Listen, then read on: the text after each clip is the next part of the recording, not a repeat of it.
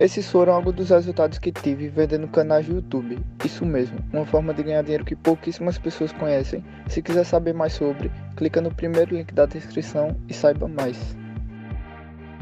Famílias brasileiras levando a alegria da Páscoa, levando o chocolate insubstituível de Copenhague, Chocolates Brasil Cacau. Então, aquele senso, né, o propósito muito aflorado de como que a gente transpõe esse grande desafio, esse grande obstáculo, porque nós estamos conectados com o nosso propósito de fazer a Páscoa do brasileiro. E aí, a cultura da organização, ela é a maior força motriz disso tudo, né? Quando você tem uma cultura muito enraizada, você consegue uma mobilização e uma influência muito grande.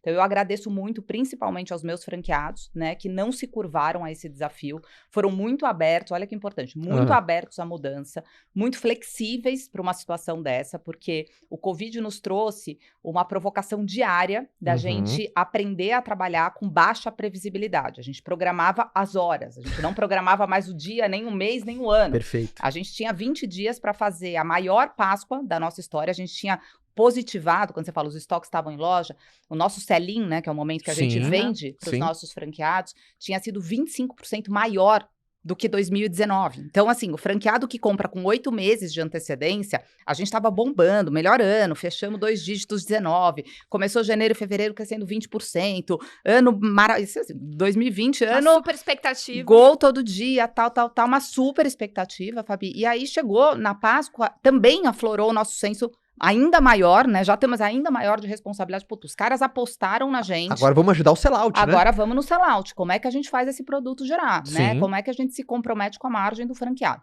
Então, assim, lançamos uma série de iniciativas digitais, né? Criamos o que a gente chama de um arsenal digital, uma agenda de treinamento, de presença, de proximidade com a rede, de apoio, pacote de medidas já bem antecipado para que eles se sentissem seguros, se sentissem amparados pelo franqueador, e o resultado não podia ter sido outro. Foi a melhor Páscoa da nossa história. Fizemos 96% de giro no full price. Caramba, Renata. No full price. Animal, cara. Foi um puta de um golaço. E aí, quando chegou 2021... Já tava pronto. E o que você acha que foi o diferencial? Foi mesmo essa união da galera, tipo, estratégia de guerra? Foi assim, Estratégia de guerra. galera, assim, as métricas meio que o comportamento do consumidor mudou. Ninguém vai até a loja, a gente vai ter que ir Estratégia até de eles. Ninguém. Então é estratégia de guerra mesmo de aumentar ponto de contato, ir pra linha de frente. Você acha que esse foi Eu destacaria três fatores principais de sucesso. Primeiro deles, que, assim, para mim é nevrálgico, se não tivesse isso, os outros dois talvez não fossem suficientes para suprir esse, que é realmente a cultura da organização. Sem um grupo alinhado no mesmo propósito, a gente não conseguiria a mobilização, né, que nós conseguimos, que foi muito grande. Então, primeiro ponto, sem dúvida nenhuma, uma cultura muito forte, muito enraizada, um senso de propósito muito forte. Segundo ponto, confiança. Né? A gente inspirou muita confiança no franqueado para que ele também tivesse uma postura muito mais adaptativa, muito mais flexível, muito mais pró-negócio e pensando, olha que incrível isso, pensando no ecossistema. Eu me lembro, no dia 18 de março, quando a gente realmente teve que montar o nosso plano de contingência, a gente se organizou muito rápido, né? A governança, que é o terceiro ponto aqui, já vou aproveitar, então, ser mais objetiva, já trazer os três aqui, depois falar um pouquinho sobre eles. Eu montei um comitê de crise que andava de forma concomitante com o comitê de oportunidades. Então, junto com o comitê de crise, tudo aquilo que a gente conseguia, com escuta muito ativa, capitanear como uma oportunidade, mas que não era exequível para o plano de contingência que exigia velocidade, a gente direcionava para um time multidisciplinar do comitê de oportunidades, que hoje muitas coisas que a gente está colocando para dentro do negócio foram capturadas nesse momento, porque o time performa muito bem. Heranças da pandemia. Heranças da pandemia, boas heranças da pandemia. Tá. E aí, essa mobilização com muita presença, com muita proximidade, com muita transparência junto à nossa rede, não só a rede, mas todos os stakeholders que estavam ali, e muito protagonismo dos times, porque a gente montou um time multidisciplinar, então todo mundo podia contribuir, né? Sim. Essa governança foi realmente muito importante. E isso deu para o franqueado, quando ele confiou, ele se tornou mais flexível e mais adaptável, né? Então, a gente dizia, olha, não dá mais para você esperar o cliente, a gente precisa ativar os canais digitais. A gente mobilizou, por exemplo, só para você ter uma ideia, a gente conseguiu positivar a Copenhague em todos os apps de delivery, iFood, Rappi, Corner Shop, Uber Eats, enfim, todos que você possa imaginar, em uma semana. Não tinha antes. Não tinha, né? A gente não imaginava que a gente ia precisar um dia, né, tirar, inclusive, o protagonismo do ponto de venda físico. A gente fez isso em uma semana. São contratos, negociações de taxa que a gente levaria talvez um ano. Tem empresa que até agora está pensando se ela tem que entrar. Em uma semana a gente estava com 80% de cobertura em todos os apps de delivery. E como que era esse intervalo seu de estruturar, pensar, provar e já fazer? Você teve que passar um pouco por cima de, às vezes, alguns processos, assim, turma, não dá tempo de... Gente, aquela coisa, se for pré-hack, que seja pequeno só, mas vamos testar. Era assim o teu processo? Plano de guerra, quando a gente entra em sistema de contingência, um ponto muito importante é você dar ownership para o time. Né? Se você começa a trazer muito o poder de decisão só para o top management, você não consegue decolar.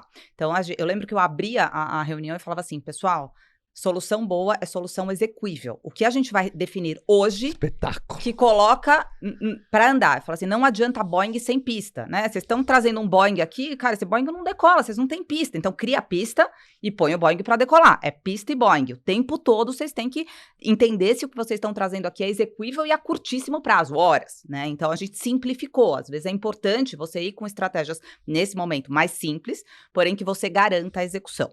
E uma coisa que eu acho muito relevante, que eu queria muito compartilhar aqui com quem está ouvindo a gente, é que nesse dia, quando a gente já estava com o nosso comitê de crise montado, lá pelo dia 21, foi muito rápido, eu me antecipei e já me comuniquei com a rede, fiz um pronunciamento para todo mundo, dizendo para eles o seguinte, pessoal, eu só tenho uma certeza, eu tenho milhares de dúvidas, como todos os empresários nesse momento, né? Estamos aqui com milhares de dúvidas. E é importante transparecer essa tipo, eu não sei tudo. Vulnerabilidade na mesa. É coragem isso, né?